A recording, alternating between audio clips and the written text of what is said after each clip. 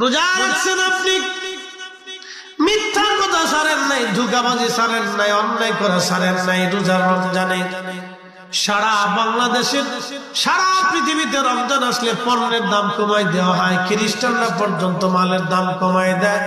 রমজানের চিন্তা করে খ্রিস্টানরা পর্যন্ত যুদ্ধ বন্ধ করে দেয় তারা রমজান আসার পরে। রোজার সম্মানে খ্রিস্টান ইহুদিরা পর্যন্ত পণ্যের দাম কমায় দেয়। একমাত্র মুসলমান বাঙালিরা রমজান মাস আসলে পণ্যের দাম বাড়ায় দেয়। কথা কোন ঠিক কিনা? এরা চোরের ঘরের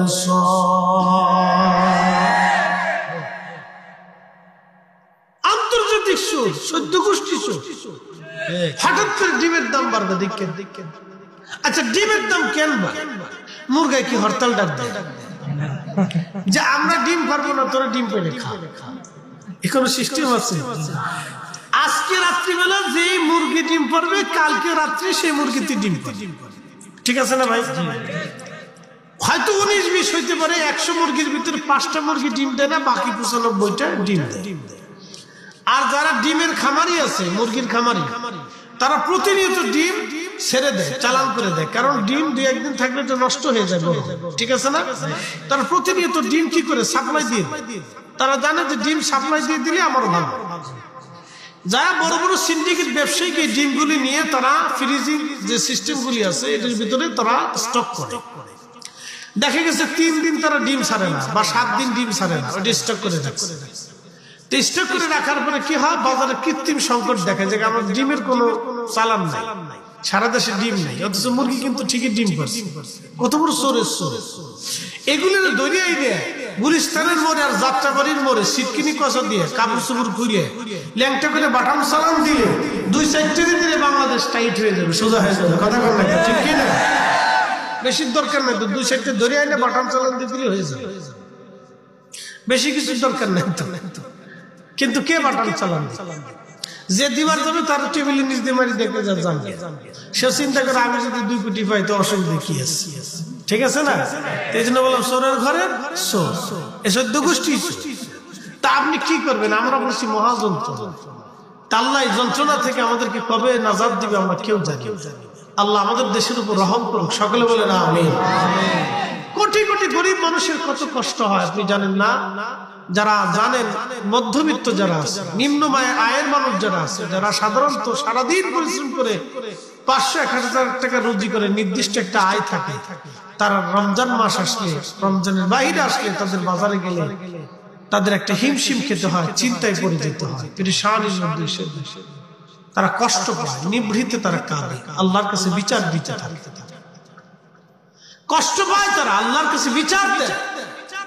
এদের আখিরাত যে কত কঠিন হবে সে নিজেও বুঝতেছে না।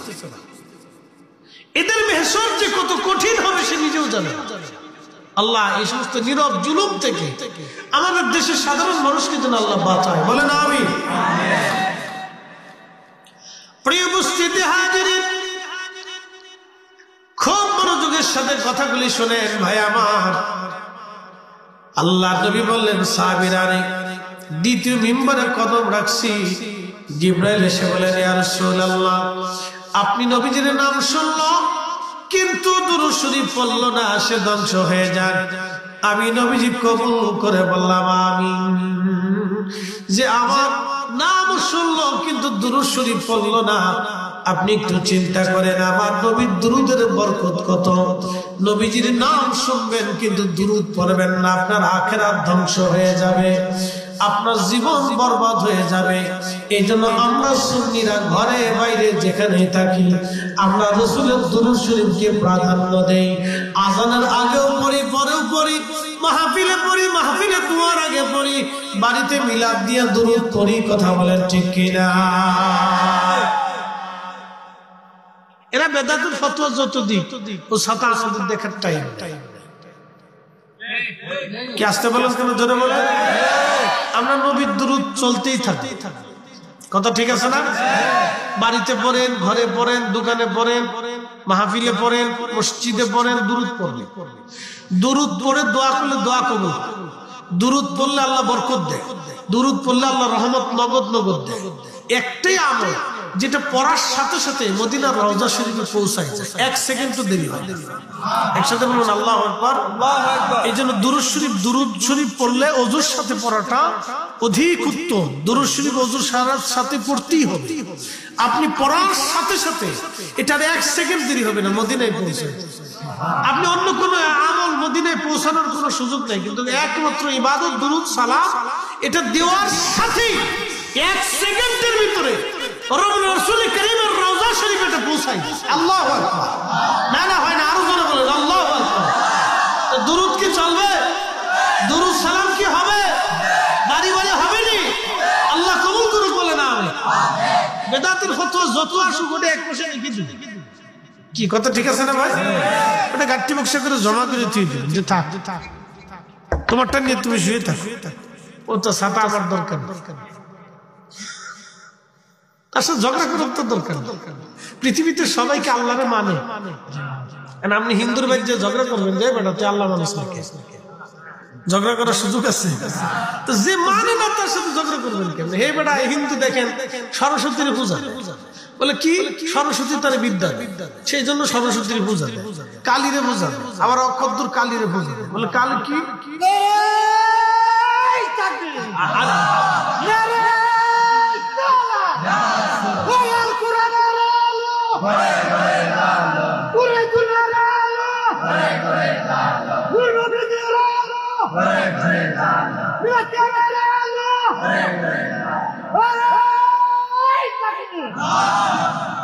ঠিক আছে, মরে গেলে আমি চিন্তা করছি মাদকগুলো তো বিদ্যুৎ কেন।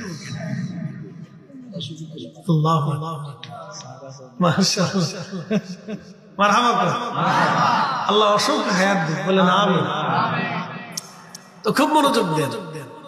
সে কালীর পূজা দেয়, দুর্গার পূজা দেয়, তারপরে আপনার শিবের পূজা দেয়, মনসারে পূজা দেয়, তারপরে কৃষ্ণের পূজা দেয়, কার্তিকের পূজা দেয়, গণেশের পূজা দেয়। মানে তাদের এক এক দেবতা, এক এক বিষয় এক এক দেবতা। কেউ পাহাড়ের দেবতা, কেউ মাটির দেবতা, কেউ পানির দেবতা, কেউ বৃষ্টির দেবতা, তাদের বিশ্বাস। কারণ আপনি যে যদি তাদেরকে ঝগড়া করে বেটা তুই এত ভগবান কেন মানিস, তো ঝগড়া করলে তার তারে বুঝে আনা যাবে না। কথা ঠিক আছে না ভাই?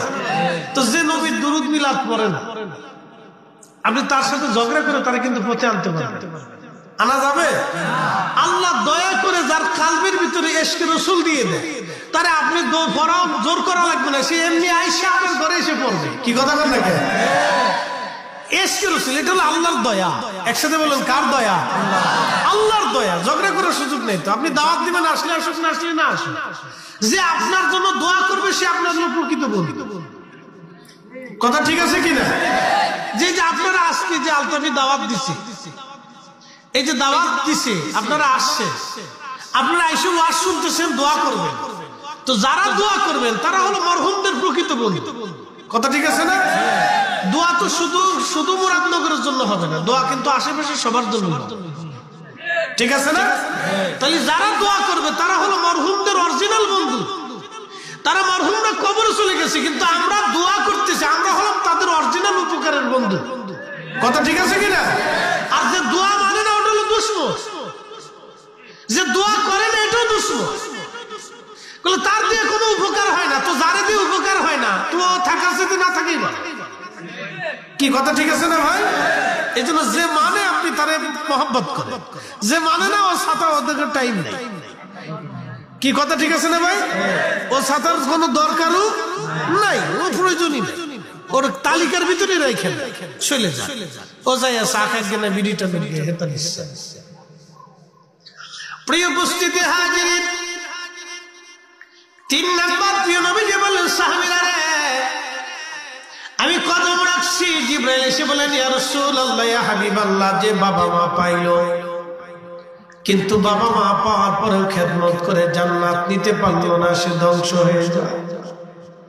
যে বাবা মা পাইল কিন্তু বাবা মা পাওয়ার পরেও বাবা মার খেদমত করে জান্নাত নিতে পারলো না, সে ধ্বংস হয়ে যায়।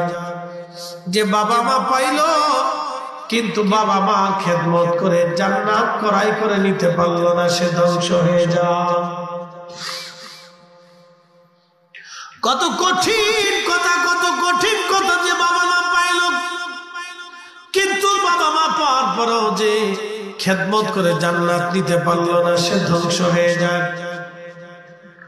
প্রিয় বন্ধু, খুব মনোযোগ দিয়ে কথাগুলি শুনে যাবেন। কেন এই কথা আল্লাহ বললেন, কিসের জন্য আল্লাহ কথা বললেন, আল্লাহর নবী কথা বললেন, কারণ কি? একটু পরিসংখ্যানে চলে আসি, আমরা মূল আলোচনায় ফিরব। আগে ওয়াজের আগে পরিসংখ্যান আপনাকে দিয়ে যাই। আমার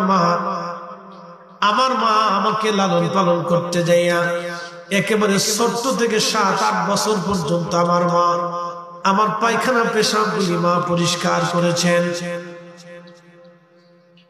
গোসল করা থেকে শুরু করে, কাপড় কাচা থেকে শুরু করে, মা রান্না বান্না থেকে শুরু করে খাওয়ানো পর্যন্ত মা 3 বেলা আমার জন্য কষ্ট করেছেন। একেবারে মিনিমাম 15 বছর পর্যন্ত মা আমার কাপড় ধুয়েছেন। 15 বছর পর্যন্ত মা আমার বিছনা ঠিক করে দিয়েছেন। 15 বছর পর্যন্ত মা 3 বেলা রান্না করে খাওয়াইছেন। আমার ছেলেটা কি পছন্দ করে, কি খাবে, কোনটা খেলে বাঁচা আমার ছেলেটার ব্রেন ভালো হবে, পুষ্টি হবে। দুধের পেয়ালাটা মা চুমুক দেয় নাই, সন্তানকে মা খাওয়াই দিয়েছে। ডিমটা মার খেতে মন চেয়েছিল, মা খায় নাই। ডিম মা নিজে না খেয়ে সন্তানকে খাওয়াইছে। বাজার থেকে ভালো কিছু খেতে মন চেয়েছিল, বাবার খায় নাই, সন্তানের জন্য ভালো বাজার করে নিয়ে আসছে। এইভাবে বাবা মা মিনিমাম হলো 15টা বছর আপনার পিছনে লেগে থাকে। একটা ছেলে এসএসসি পাস করা পর্যন্ত ওই ছেলেটার পিছনে বাবা মা লেগে থাকে। একবারে মিনিমাম 15 বছর পর্যন্ত বাবা মা পিছে লেগে থাকে। কিন্তু আপনি একটু চিন্তা করে দেখেন তো, 15টা বছর মা, 15টা বছর বাবা আপনার পিছনে লেগে গেল, রক্ত নষ্ট করলো, খাইতে মন চাইল মা খায় নাই, ভালো পড়তে চাইলো মা বাবা পড়ে নাই। এবার আপনি বলেন তো, ওই বাবা মার বিনিময়ে আপনি 15 দিনও বাবা মার খেদমত করেন নাই। 15 বছরের বিনিময়ে 15 দিনও মাকে 3 বেলা রান্না করে খাওয়ার নাই, মার কাপড় ধুয়ে দেন নাই, বিছানা ঠিক করে দেন নাই, মার যত্ন নেন নাই, মার সেবা করেন নাই। তাহলে বিনিময়ে আপনি কি করে জান্নাতের আশা করতে পারেন? আমি আপনাকে একটা ছোট্ট পরিসংখ্যান আর আরেকটা পরিসংখ্যান আপনাকে দেই।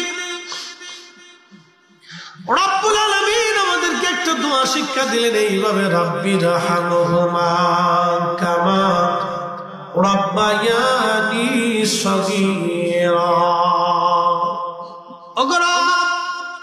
আমার রব দোয়া শিক্ষা দিলেন, হে বান্দারা, তোমার বাবা মা যদি মারা যায় তো এইভাবে দোয়া করো, রাব্বিরহামহুমা কামা রাব্বায়ানি সগীরা।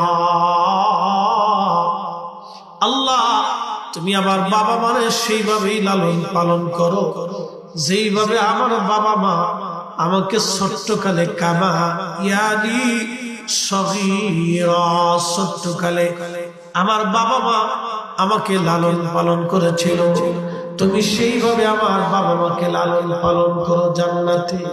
একবার জোরে বলা যাবে কি আল্লাহু আকবার।